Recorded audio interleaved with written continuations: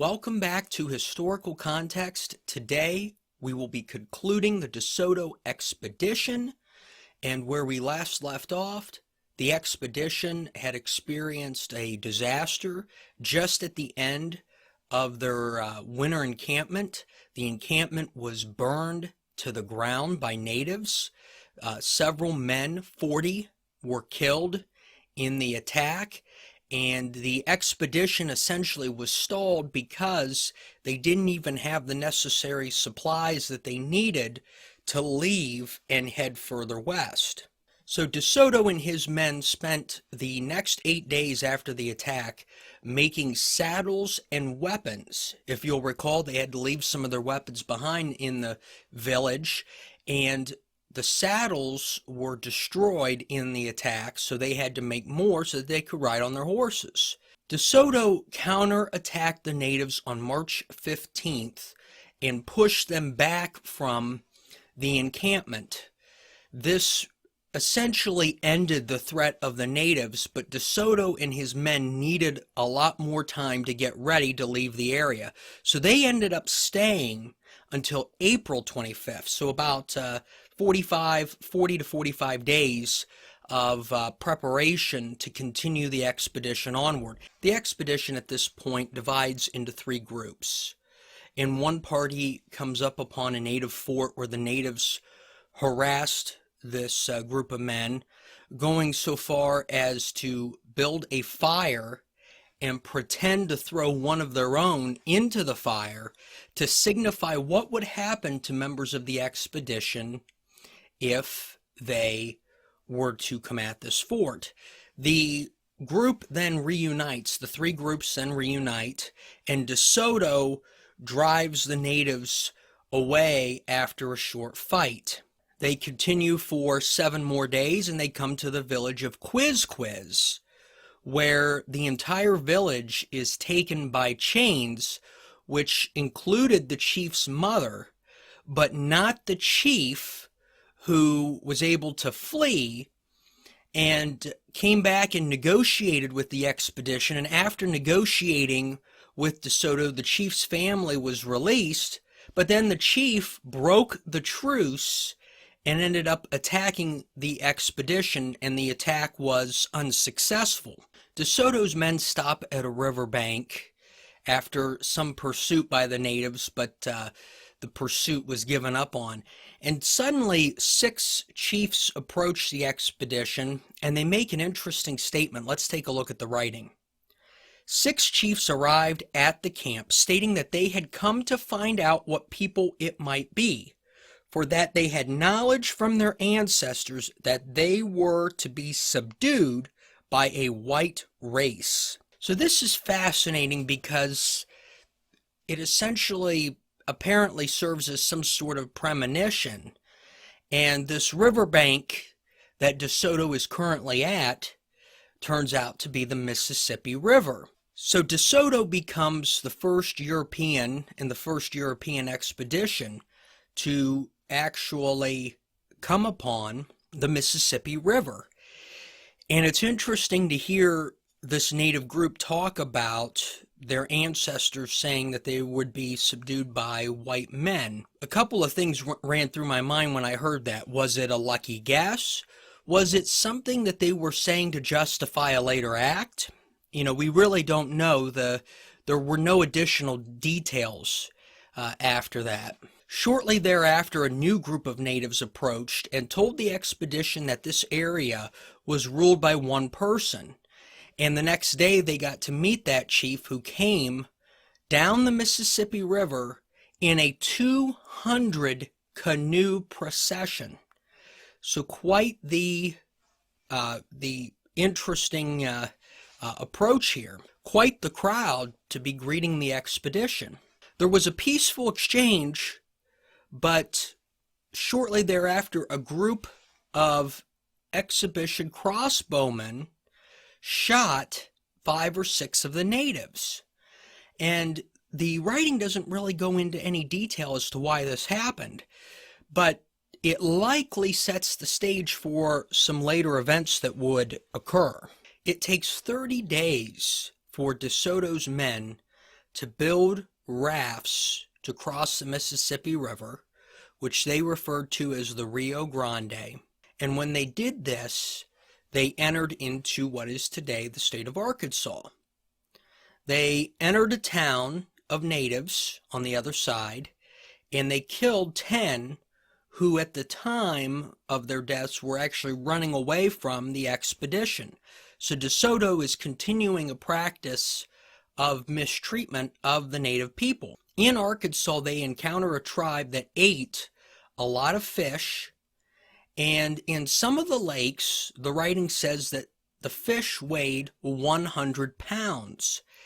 And in thinking about the area, it's likely that they were referring to catfish as the fish of the area. DeSoto, as he continues through Arkansas, is going town to town, and he is either capturing or killing natives.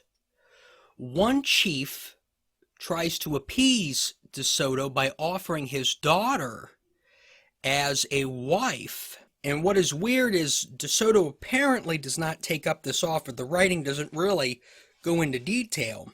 And despite his behavior, DeSoto was able to befriend 2 chiefs, and in this location they sat still for a period of 40 days. And this goes back to some comments I made in earlier episodes about the difference between DeSoto and the Narvaez expedition, where DeSoto was not afraid to stop, take a break, build up energy, while the Narvaez expedition just seemed to continually grind on, and it led to more deaths as a result. We get all the way to the month of August now in 1541, and on August 4th he enters the largest town he has come to so far. And unfortunately, and the writing doesn't go into detail here, but DeSoto opts to set the town on fire.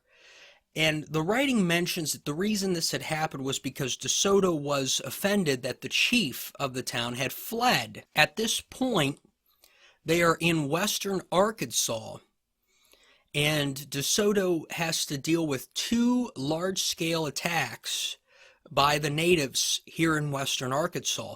And he does not let these attacks deter him, because he ends up wintering in this location. And over the winter, DeSoto starts to express concern that his men were getting careless, and he would order attack drills to be done just to make sure the expedition was fully prepared. Now, sadly, over this winter, a very tragic event occurs, and I think as a result of this event, we lose some of the history of the DeSoto expedition. The translator, Juan Ortiz, who we've talked about for a couple of episodes, he is a survivor of the Narvaez expedition, dies. And I think it's just deeply saddening that Ortiz would die after spending almost 15 years in the American Southeast.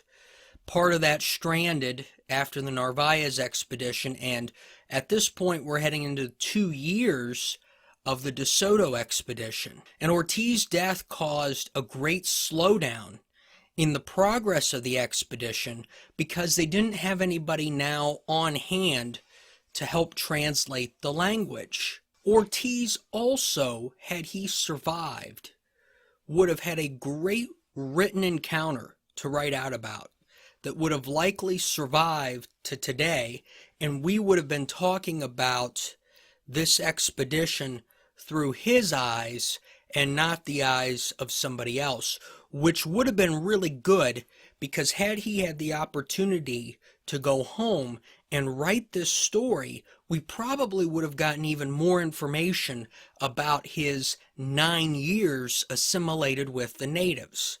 But Juan Ortiz is gone now, and the expedition has to continue. And DeSoto just essentially continues this cycle of capturing natives as he enters new towns, and it's likely that there are deaths occurring amongst the captured natives because he continues to have this need for capturing more. DeSoto is now cutting further west into Arkansas, and during this time he becomes ill, and his illness worsens, and potentially could have worsened his judgment, because they come to the town of Nilco and he orders the execution of all of the men in the town.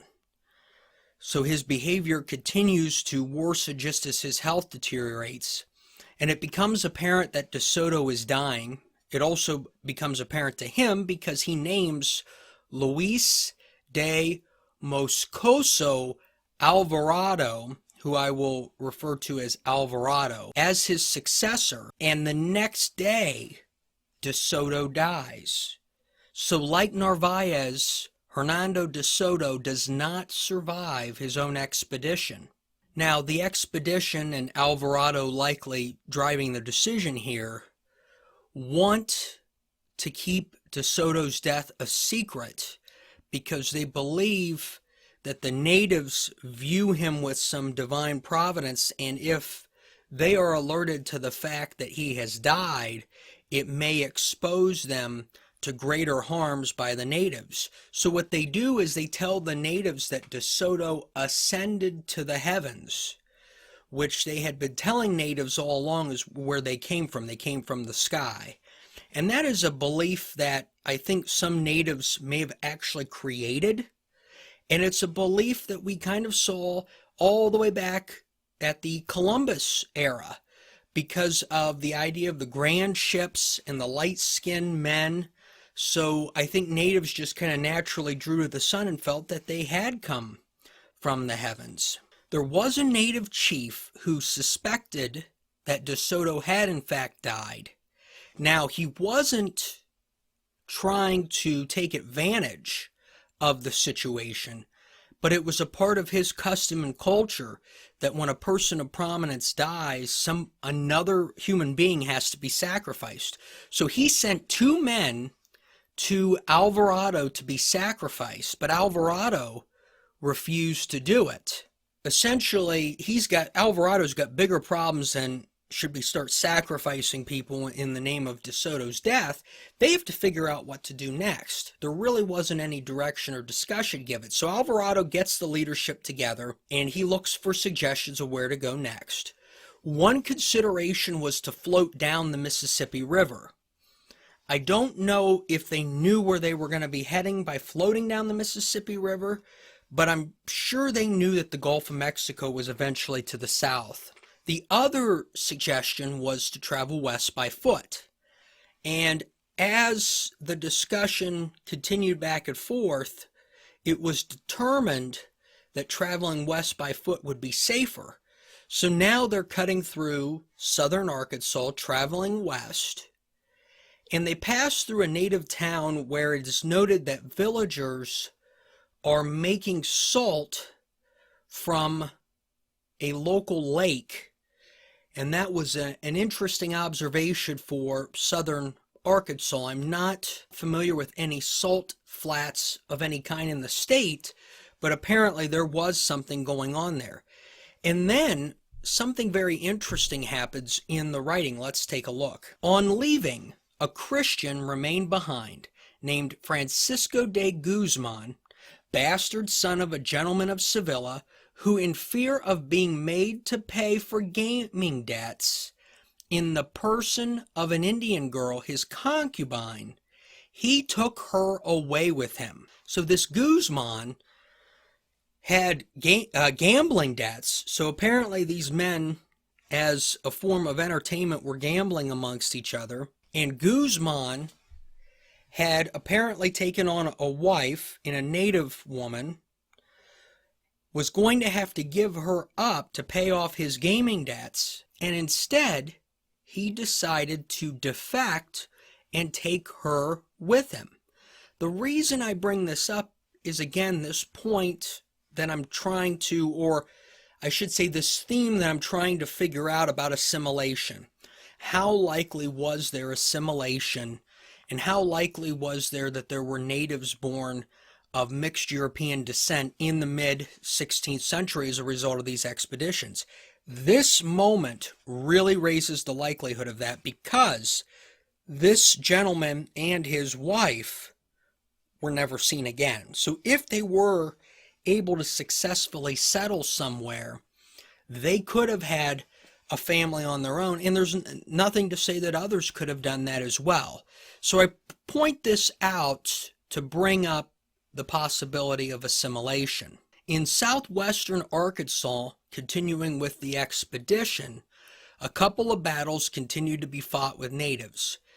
So the expedition, despite DeSoto's death, is not letting up on its aggressive stance with the native population.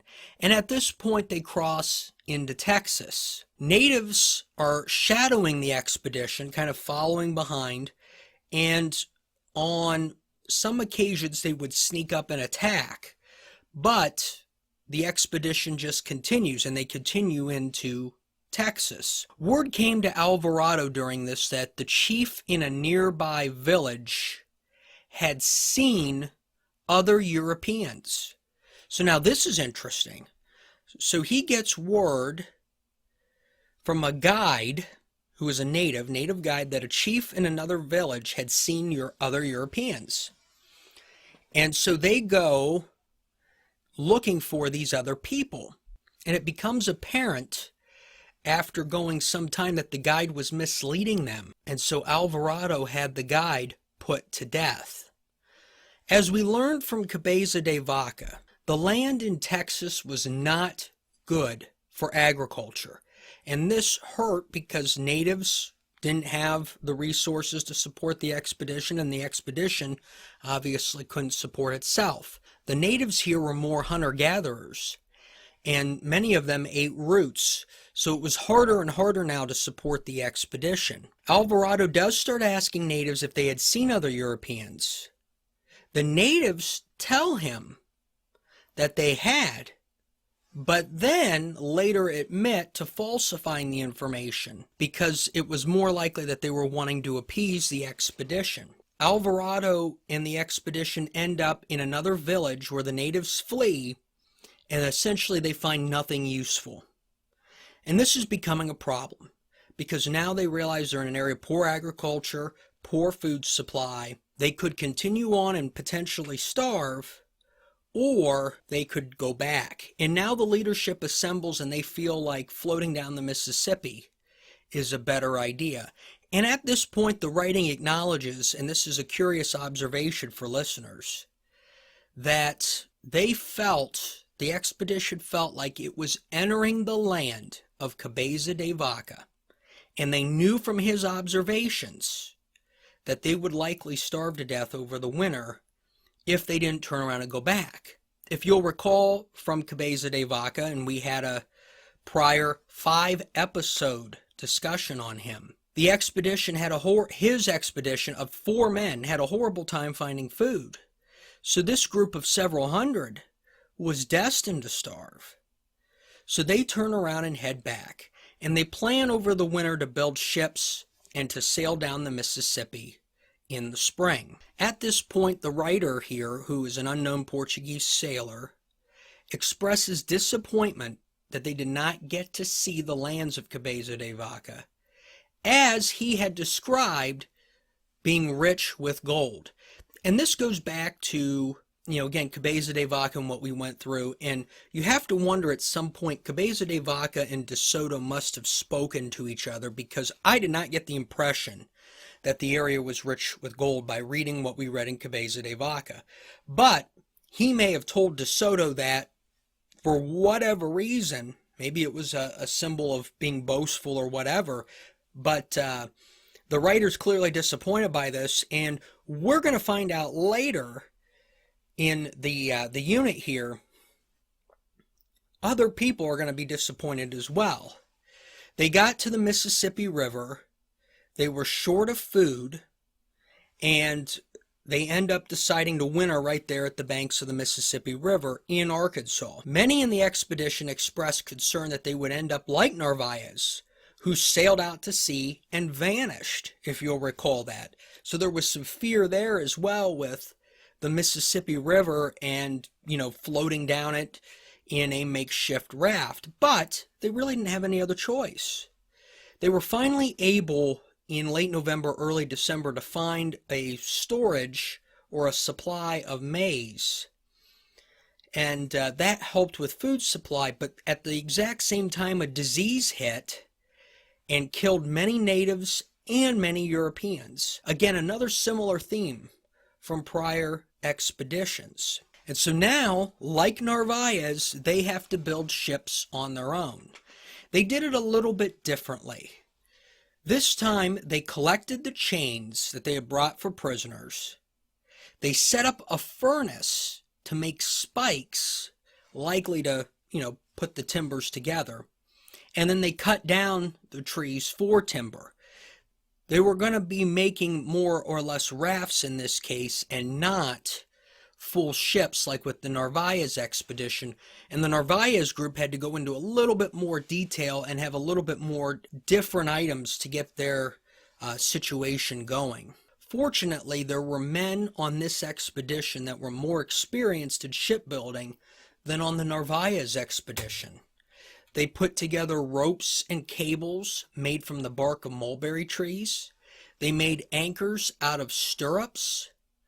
And so they had what appeared to be what they needed to help them with the expedition. As spring approached, the river rose and ended up rising around them to where they were stranded for 2 months. In June, they started their preparations to set sail, and what they ended up doing was killing the weaker horses, killing and processing the remaining hogs, and loading the rafts with 22 horses and different supplies. On July 2nd, 1543, the expedition set sail down the Mississippi River. Now, originally I thought these rafts were probably rather tiny rafts, but I think they were a bit bigger than what you or I might imagine, because the expedition also took 100 natives aboard in captivity. And the first native tribe that they came upon engaged them in battle, and this tribe ends up killing, right there on the river, 11 members of the expedition. Natives assaulted ships individually by firing arrows at them, and they tended to target ships that were in the rear of the procession or isolated. This kind of goes back to the first encounter with the natives on the river and how that didn't end well. I'm guessing that that bled over to this moment now where natives are persistently attacking them as they're trying to float down the Mississippi. And these sporadic attacks continue. And in fact, the writer at one point reads about how at night the natives would yell from the shores, battle cries, just to wake them up and intimidate them. Finally, they reach the Gulf of Mexico, and they opt to shadow the coastline as they're going west down the Gulf because they feel that this is the safest. And I would agree, you don't want to go out in open ocean with these rafts. While sailing along the coast, they hit a storm, they become separated, but they are able pretty briefly thereafter to find themselves again. Unlike the Narvaez expedition, they were able to find fresh water by digging along the shores and filling jars that they had. I think at this point we could draw a conclusion that the men in the De Soto expedition were far more resourceful than the men in the Narvaez expedition. They sailed down the Texas coastline and now down along the Mexican coastline.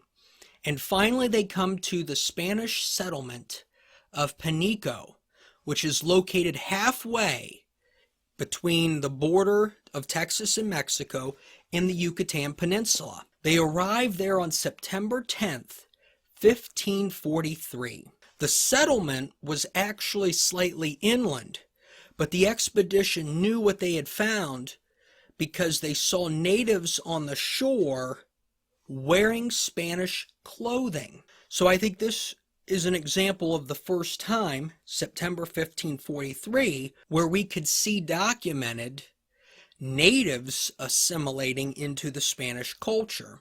The expedition arrives in town, and just like the Narvaez folks, they were wearing animal skins. They probably looked pretty ragged. 311 men survived the expedition, and it was quite the expedition. If you think about it, they essentially set foot in almost every state that you would consider to be a part of the American Southeast, not to mention they were in Texas and they were in Arkansas twice.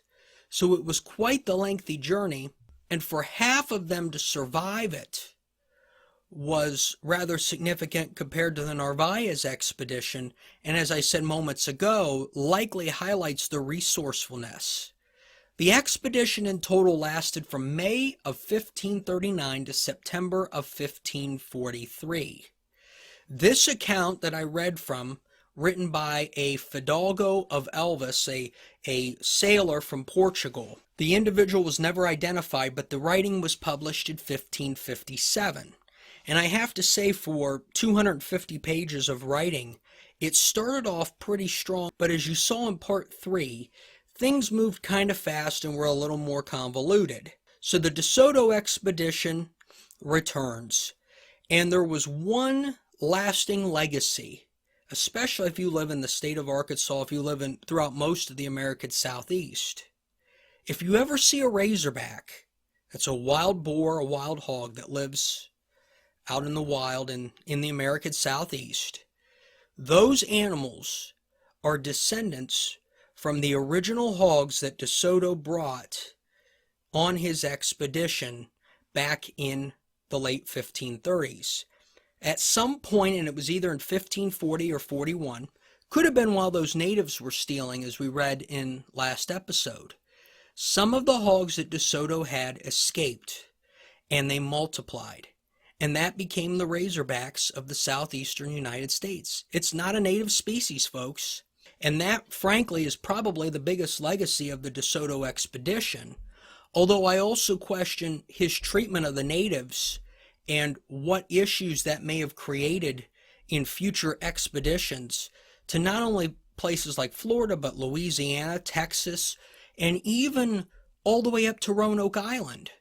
If word of mouth got out that DeSoto was doing what the Fidalgo of Elvas writes about, people are going to be downright weary and potentially hostile to other future Europeans.